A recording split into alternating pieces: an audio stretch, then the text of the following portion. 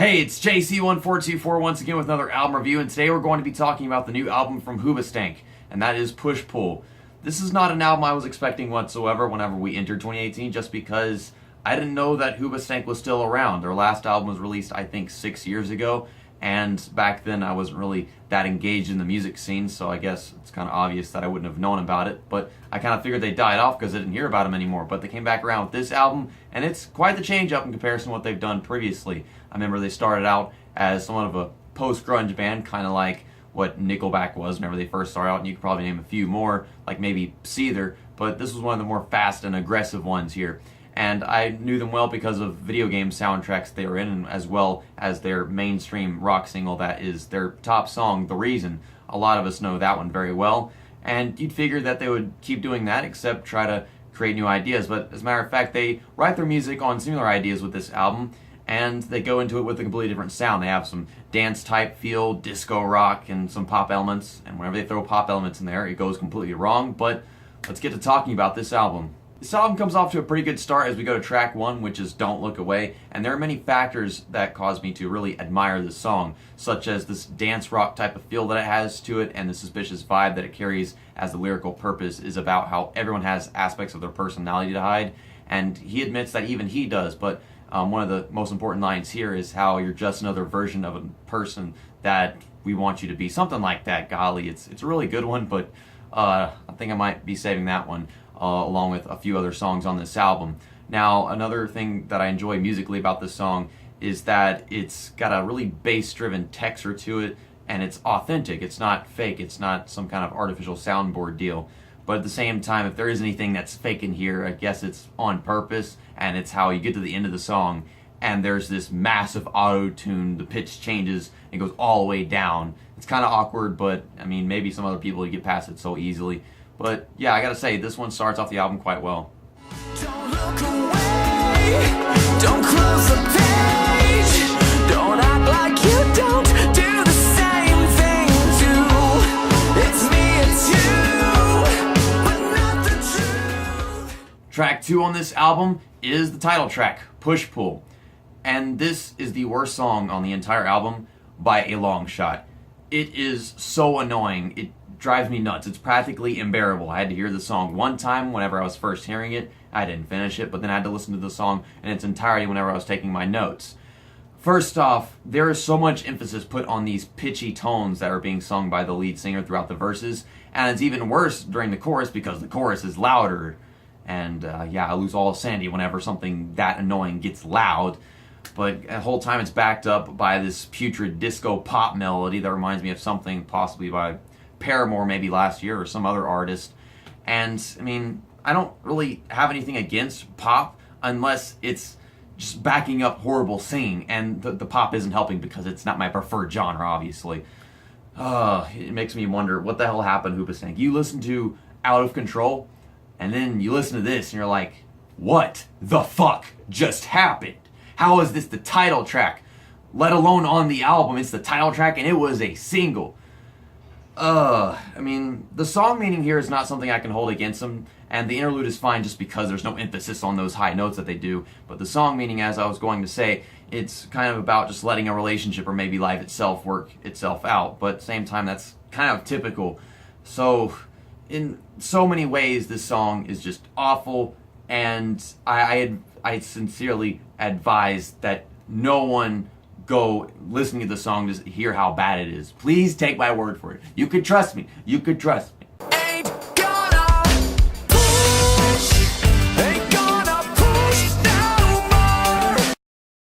Our lead single and third track on this album is More Beautiful. I have to say, upon listening to this for my first time, I wasn't that into it just because it probably wasn't what I was expecting. We all were probably expecting some kind of fast post-grunge song where he's screaming how he's out of control, but in all reality, there's so many artists that do this where they go from rock to pop or some other genre within just a short period of time. And with this one, it's kind of like, I guess, disco rock, maybe, as opposed to the previous track, which was, I guess, disco pop. We have a variety of transitions from the verses to the chorus as it comes to a pause, and then it kicks back in really hard. The instrumentation is quite fantastic as well. You've got some ukulele, violins whenever the song starts off and ends, And then there's some really classy guitars throughout. I mean, I wouldn't say that's much of a solo, but they just have some really cool lines in the background that are fun to listen to.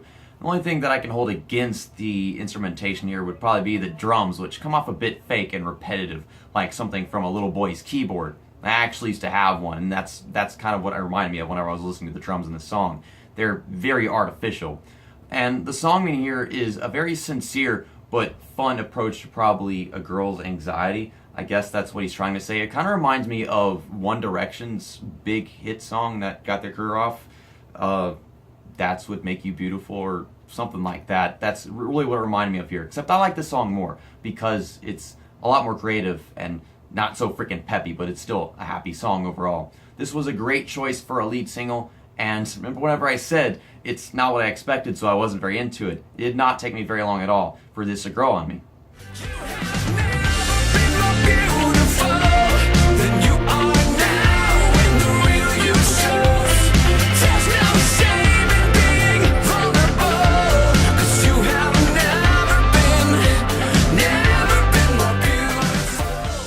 Track 4 on this album, from my perspective, is a rather unimpressive cover of a song from a long time ago by Tears for Fears known as Head Over Heels. For the record, I had heard this song before, I just didn't know it yet until I heard this song and it sounded familiar. And listening back to the original song, I don't even like that version of the song that much, just because it's got this singing style that I'm not that into, kind of like Rick Astley or whatever, which is only good in memes. And plus, all in all, it's got this dragging style throughout the verses, especially whenever you get to the chorus, I suppose. Even though there's some strong power chords in there, and it's funky a bit in the instrumentation, it's not something that I'm into, and I'm really turned off by the fact it's a cover here with a different vocal style that doesn't seem to work with a song that was written from so long ago. It just doesn't add up from my perspective. Then you get to the end of the song, and the outro just comes off so awkward, even more awkward than the original. It's just, I don't like how it sounds. It's kind of weird. But I mean, all in all, it's this song about regretting falling in love. Evidently, you can tell just looking at the title, Head Over Heels. He says he's just walking, and next thing you know, he falls over. And he's like, well, that just happened. And he kind of regrets it just because it's like he wishes he could just keep moving forward in his life. Just wasting time. Something happens and I'm head over heels. I never find out till I'm head over heels. Something happens and I'm head over heels. True Believer is the 5th song on this album, and this is probably our first actual rock song that we've gotten here. This one is about just finding motivation through infatuation, kind of like whenever you fall in love with somebody and inspires you to do better things for yourself and makes you a better person. I don't know. I mean, something like that you would get with other songs from back in the day. I just can't really put to name. But with this song right here, it's got a fun and peppy style to it that you would probably expect with Big Time Rush, the Nickelodeon band that got a TV show. And then you've got the chorus, which is pretty darn good. It's something that I can really enjoy because whenever it kicks in, it's got that powerful energy, especially with the guitar jam that goes on in the background. The guitar is pretty good here. And you've got that precision in the drums as it alternates between different styles that makes it even more enjoyable. Whenever you get to that final chorus, everything kicks it up a notch and it's just a little more energetic. And all in all, this song is probably one of the better songs on the album. It's a really solid track.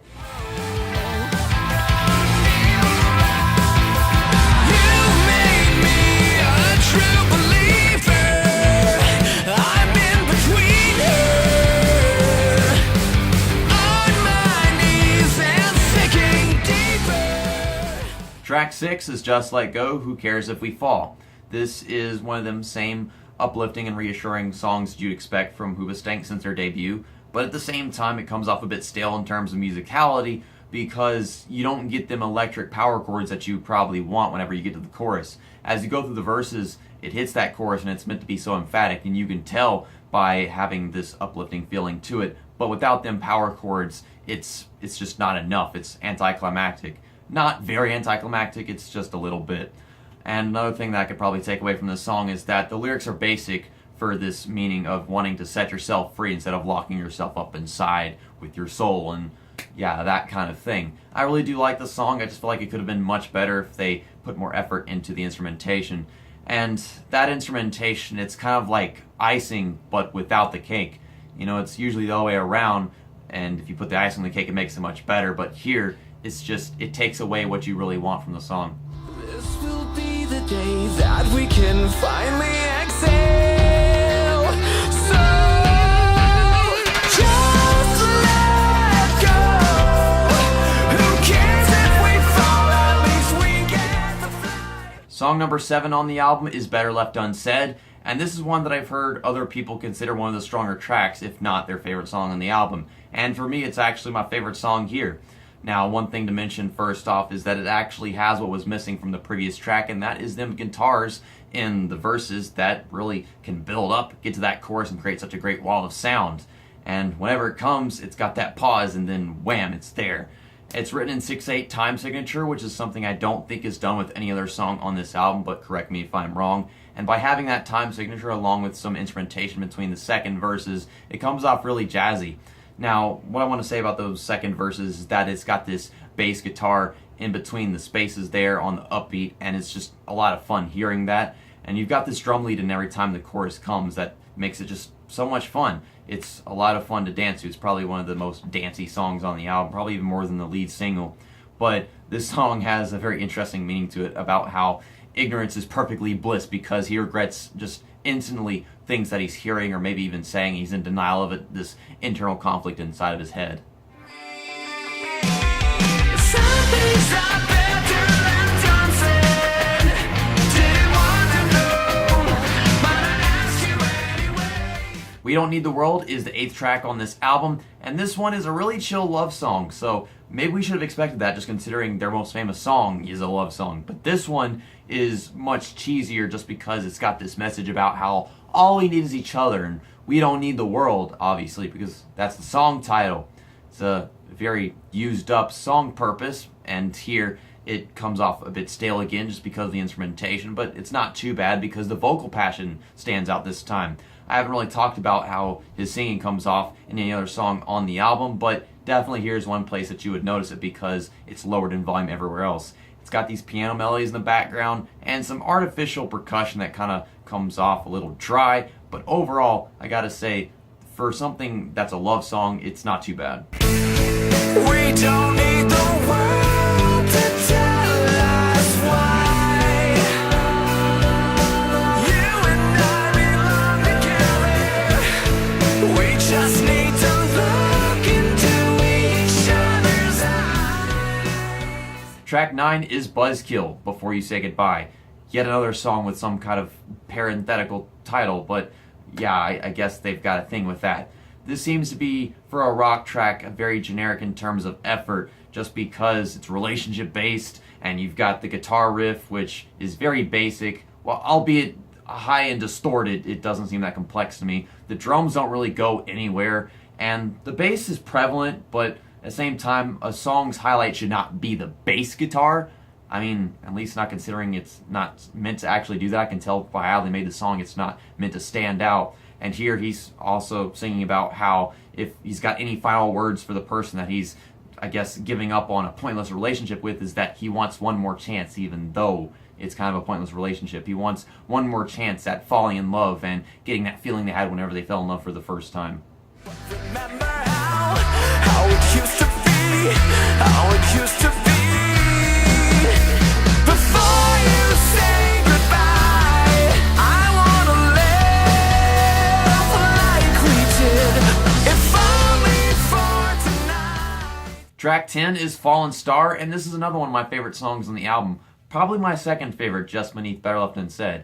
It actually comes quite close, but this one is very different from that one. One of my main reasons why I like it so much is because it comes with this galactic canvas that you would probably only expect with an artist like Starset, but at the same time, it's Hoobastank and you can really tell them apart. This one, it takes time for those guitars to be beautiful as it grows and hits that chorus with them drums. They really do build it up quite well. The song meaning here is about how he's thanking God for this angel that has been sent down to him to make his life better, how his life would not be the same or not be as worth living without this, I guess, wife that he's fallen in love with. I can assume that this guy is married and has children by now because, yeah, Hoobastank has been going for a really long time, so he's got to have some stuff in between, right? But whatever. The only thing that I have against this song it sucks to say that I have anything against any song that I like on this album, would be that it comes off a bit corny with the song meaning, but he really does pull it off with the vocal passion again. Fallen Star and We Don't Need the World are probably the two songs that have the strongest vocal passion on this album.